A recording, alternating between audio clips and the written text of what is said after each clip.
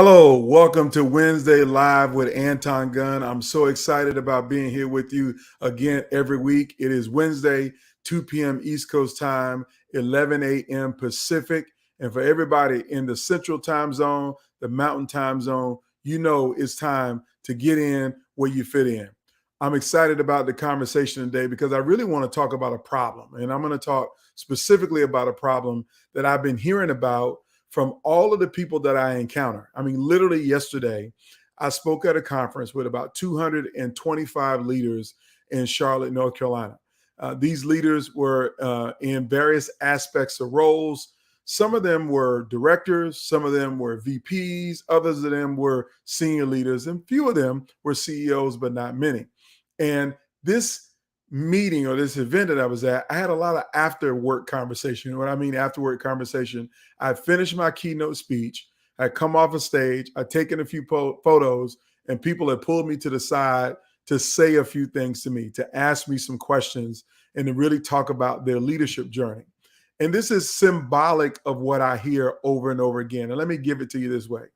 Anton, I've been in my industry for 20 years. I thought by this point, I would be much further along than I am in my career.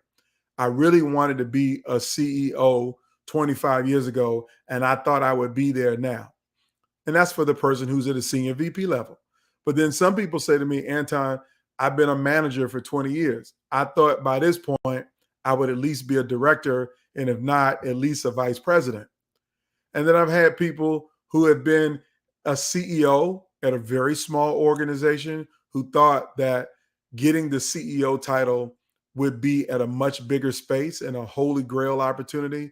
But now they feel like just a glorified manager, even though they're a CEO of a very small organization. They had a vision that they would be in a much bigger organization. And when I say vision, they really didn't have a vision. They just wanted and coveted something that they thought would be bigger. Now, what am I saying this to you? I'm saying to you that all of these people have one thing in common to me is that they did not achieve the goal that they wanted for themselves. They had not achieved the place in which they thought that they would be. And they look at me and they look at my career and says, wow, Anton, you look like you've accomplished everything that you wanted to accomplish. And I can honestly say to you that for all of the things that I've set out in my career, I've hit the overwhelming majority of every one of those milestones. Everything from working for a president of the United States to owning my own business to being a keynote speaker that is sought after by people around the country. I've literally hit almost every metric that I wanted to hit in business, in my professional life, and in my personal life. I've done that. I'm not all the way over the top, and I still have a whole lot of growing to do, but I've been pretty successful at setting goals and achieving them. And so, what I wanted to do today for a few minutes is to give you some game, what I call free game. I'm going to give you some free game on how to set goals and achieve them. And before you can set goals, you have to have a vision of where you want to be. So, I don't have a whole lot of time to talk about this today because I got a meeting with a client right after I finish this live. So I want to get to the good stuff first. And I'm going to get to the meat first. And so to get to the good stuff, I got to tell you a little story. And when I say a little story, my stories are never really little, but I'm going to tell you one. A lot of people know that I played football in college, and I was on the offensive line in college. And I'd always been more successful on offense in high school and college than I ever was on defense. And when I was in high school, on my team in high school, my coaches thought, Anton, you're talented enough as an athlete. We can put you on defense. That we think you'd be good at sacking the quarterback or you'd be good at making tackles, right? And they put me on defense, and I was terrible. When I mean terrible, I missed more tackles than I got a chance to make tackles. I mean, it was horrible how bad I was at making tackles. And so my coach pulled me aside and he asked me, Anton, what are you doing when you see the person running towards you with the ball? And I told my coach, when I see a person running towards me with the ball, my job is to tackle them. So I'm doing my best to tackle them.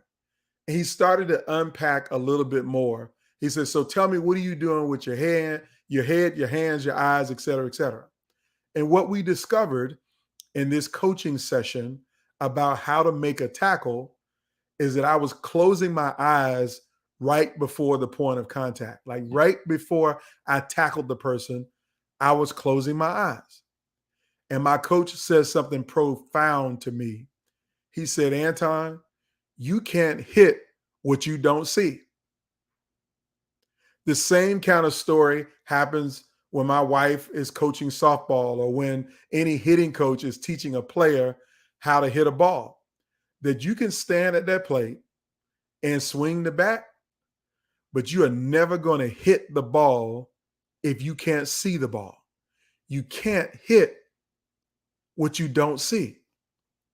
And so for you as a leader, you might want these lofty goals of being the CEO.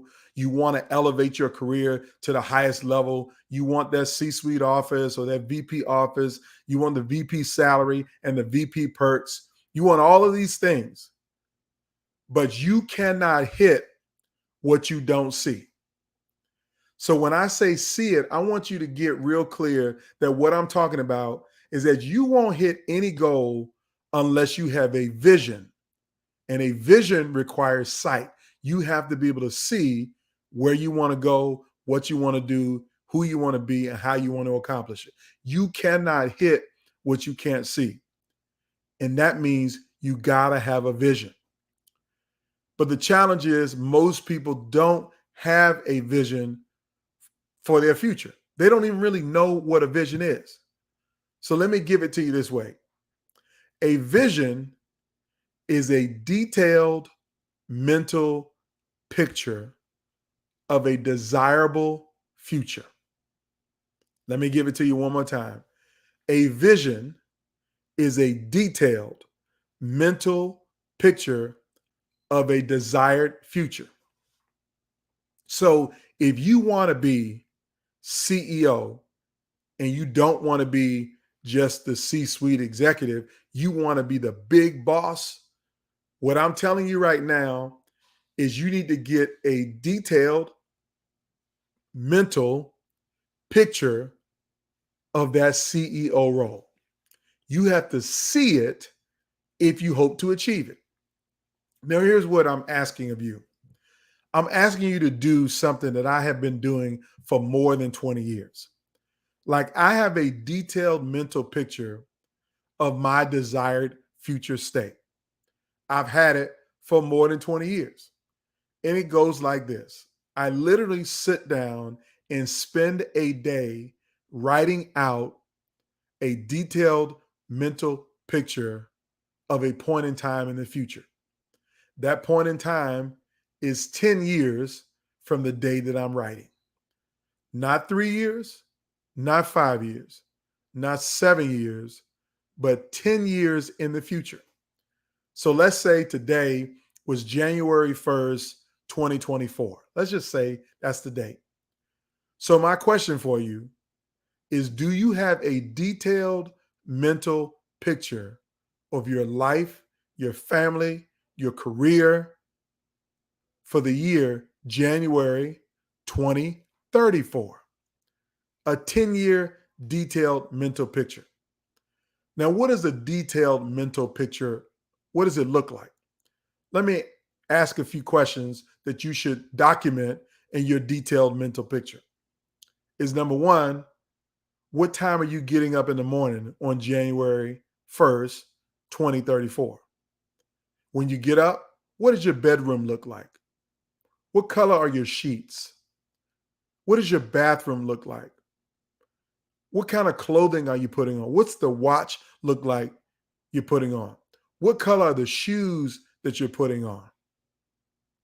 And when you get dressed, what kind of car are you getting into? When you leave your home, where are you driving to? Are you driving to an office? What does that office look like? Who else is in that office?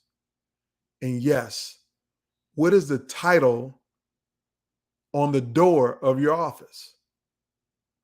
What's the name of the company that your office is in? How many staff people report to you? What do they do for you? Now, of course, I'm asking you a lot of questions that you really don't have an answer for, because you probably say, Anton, I can't think past tomorrow, much less 10 years in the future. Well, don't be surprised as why you can't achieve your goals, because you don't have a detailed mental picture of your desired future.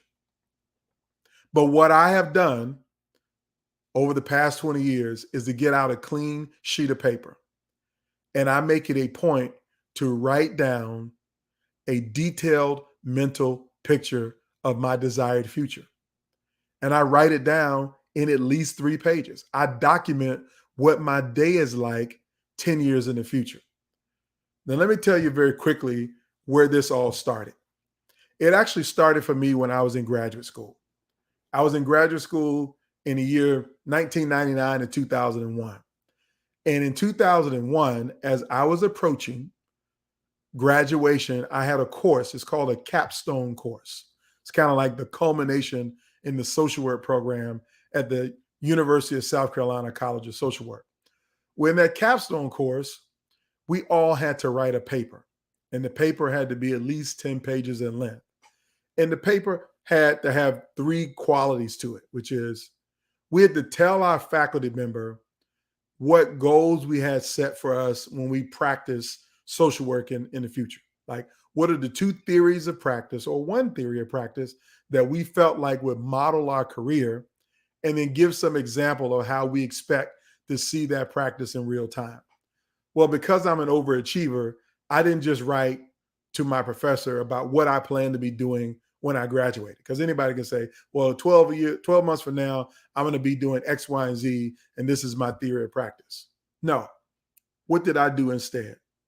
I took that opportunity to write a paper to tell my faculty members what I was going to be doing 10 years in the future. And I want you to context the time frame. I'm having this conversation in 2001. Let's think back to the world of 2001. It was right after 9/11, or literally right before 9/11 when I wrote this paper. And George W. Bush was president. The economy was at a certain level. We didn't have the Great Recession or the economic crisis. Things were kind of good in 2001. Things were pretty good. So in this paper, this is what I wrote.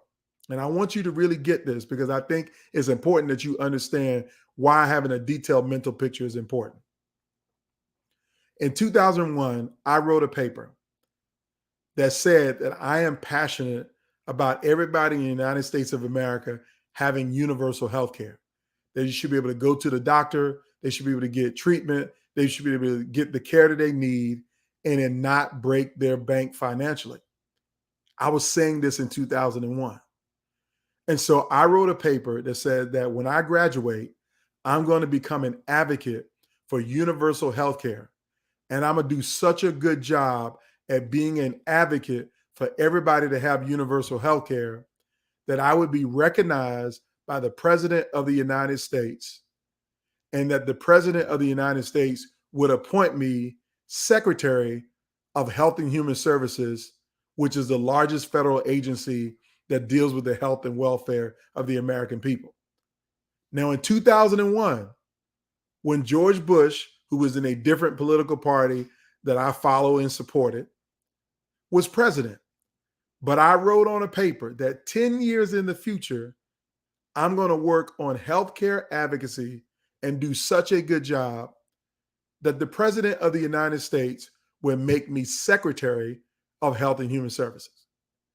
I wrote that in a paper in 2001. Well, some of you know my life and know my career, that when we fast forward the clock 10 years, you know that I was not Secretary of the Health and Human Services. However, I did work directly for the Secretary of Health and Human Services, and her name was Kathleen Sebelius. See, 10 years in the future, even though I never knew Barack Obama in 2001, I had no idea that he would ever become president or that he would be a president. I had no clue who was going to do anything in 2001 because George Bush was just named president of the United States and just had his inauguration a couple months ago. I had no idea who the president was going to be, but I still wrote down a detailed mental picture of what my desired future was. And at the end of the day, 10 years later, I worked for the Secretary of Health and Human Services. I kind of was like a regional secretary because I was the regional director in the Obama administration in Atlanta, Georgia. You can see that on my LinkedIn profile. So literally 10 years into the future, I was in as close as proximity to the role that I wanted to have that I could possibly have without actually having it, in my opinion. And so what am I saying to you? I'm saying to you that without a vision, your career options will perish. What I'm telling you is that if you don't write the vision and make it plain, you cannot achieve the vision. So if you're feeling less than in your career, if you feel like you haven't hit your benchmarks, you need to spend some time writing down a detailed mental picture of your desired future. That's how you set a goal, by first having a vision.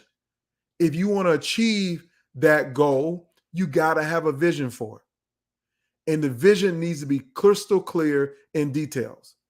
Now, here are the 3 reasons why you need to undertake this process. Reason number 1 is that if you are clear about where you want to end up, if you are crystal clear about where you want to end up in your career, and somebody brings you an opportunity that doesn't align with your 10-year vision, you're going to quickly say no to those opportunities. Like, for instance, if I wanted to be the Secretary of Health and Human Services and somebody says, hey, I got a great job for you at Bank of America as a VP, is being a VP at Bank of America going to get me closer to my vision of being in healthcare? Absolutely not.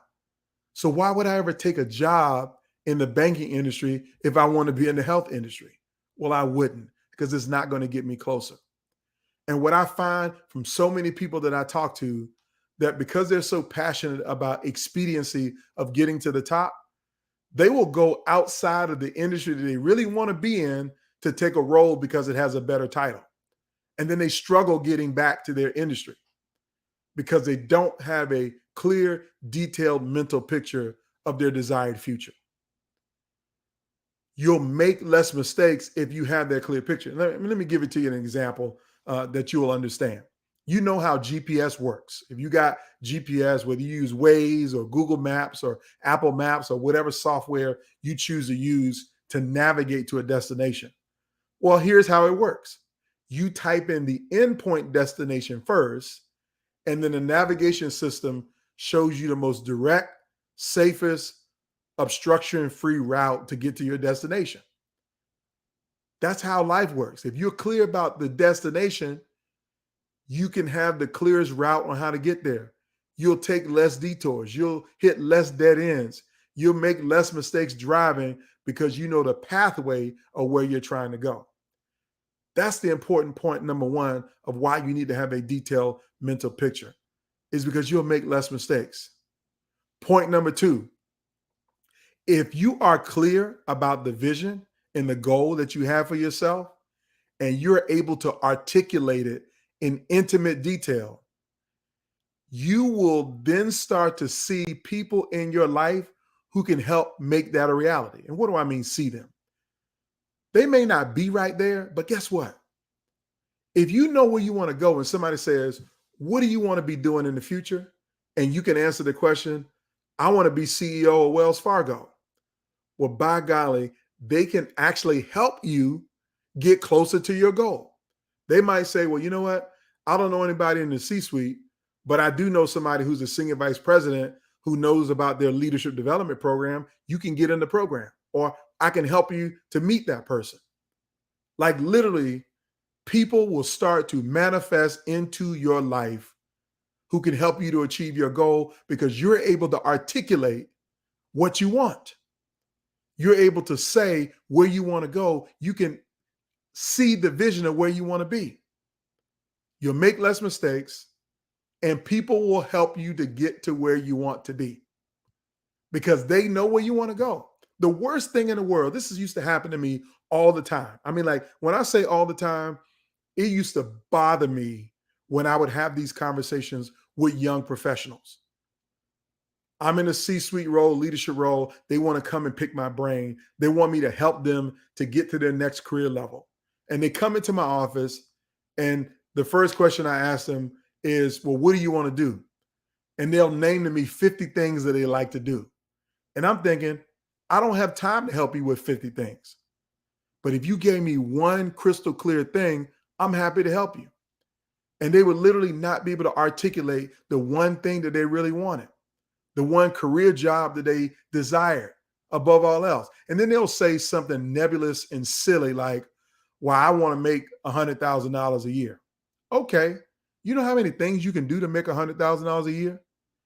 They say, no, but you know what I mean? I just want to make $100,000. Oh, so you don't mind driving a garbage truck? Do you mind doing construction work? Do you want to work on road projects? No, I don't want to do none of that. Well, you can make $100,000 a year doing that job with the right amount of overtime. But what do you want to do? What is your detailed mental picture of your desirable future? If you can't answer what you want to do, how do you expect me to figure it out? How do you expect anybody to help you to figure it out? So you got to get crystal clear about what you want, what your vision is, what your goals are, so people can help you to achieve them. Because once you're clear, more and more people will start to show up in your life to help you to achieve them. It is how I got on that pathway to achieve my goal. See, in 2001, I had zero political connections. I didn't know a single soul in politics. I might have knew some friends who were politically connected, but in 2001, I was just a guy who wanted to be a social worker and do community-based work. I knew very few elected officials. I knew them in passing, might have known their name, but I didn't have any relationship with them. But when I was clear about what I wanted to do, which is advocate for healthcare and to be successful at it, that I changed federal policy, I started to have people to come into my life in 2003, 2004, and 2005 that literally shaped the next decade of my life. People will show up if you have a clear, detailed mental picture about your vision. Now, here's the third reason, and I'm getting ready to go because I got to get ready for my meeting. The third reason why you want to have that vision, why you want to be clear about it, why you want to make less mistakes, you got to have that vision for the following reason. And I want you to pay attention to this one above all else. And it starts with a quote from Les Brown, who I've heard them say this over and over and over again. And he says, life is a fight for territory. Once you stop fighting for what you want, what you don't want will automatically happen to you. So if you don't have a detailed mental picture of a desired future that you want to achieve for yourself, the thing that you don't want is what you're going to get. And what is that you don't want? To be stuck in the role that you're in, working with people that you don't even like, at a job that you really want to quit, but you can't afford to quit because you need your pay. You need this position. You need whatever it is that you got. You can't quit because you are getting what you want because you don't have a detailed mental picture of your desired future. So that's what I want to unpack for you is that, again, you can't achieve goals unless you know what the goal is. You can't have people to help you to achieve the goal unless you can articulate what the goal is. And if you don't have a goal at all, what you're going to get is what you don't want. I felt like I needed to deliver this message today because I hear this for so many people. Senior level executives making a lot of money who fell into it by accident. They got promoted in that role because they were the last person to make it through the merger. or they got put in a position because they just outlasted everybody else who either quit and went and chased their dream somewhere else. I don't want that for you. I don't. I want you to achieve your wildest professional dreams. But you got to have a vision first and foremost, a detailed mental picture. So again, what I'm telling you to do, get you a clean sheet of paper and a clean notebook. And I want you to sit down and put a date at the top that's 10 years into the future. And I want you to write a detailed mental picture of that day in the future. I mean, what are you doing that day? What time are you getting up? Are you working? How much money is in your bank account? What was the last direct deposit and who did it come from? You know, whatever those details are, be as intimate as you can in those details. What is your family doing 10 years from now? Because 10 years from now, your family is dramatically different. I don't care if you got a newborn or if you got a 10-year-old today. 10 years from now, they'll be out of the house and on their own, living their life, which means you need to be doing something different. So think about your detailed mental picture of your desired future. Write it down. Write the vision and make it plain. Make it like a story. Tell a story of what your day is like 10 years in the future. Because once you see it, you can achieve it. Or as my coach would say, once you see it, you can hit it. You can tackle it. You can make the grab. You can knock it down. You can knock it out of the park. Once you see it, you're going to be more clear and more directed.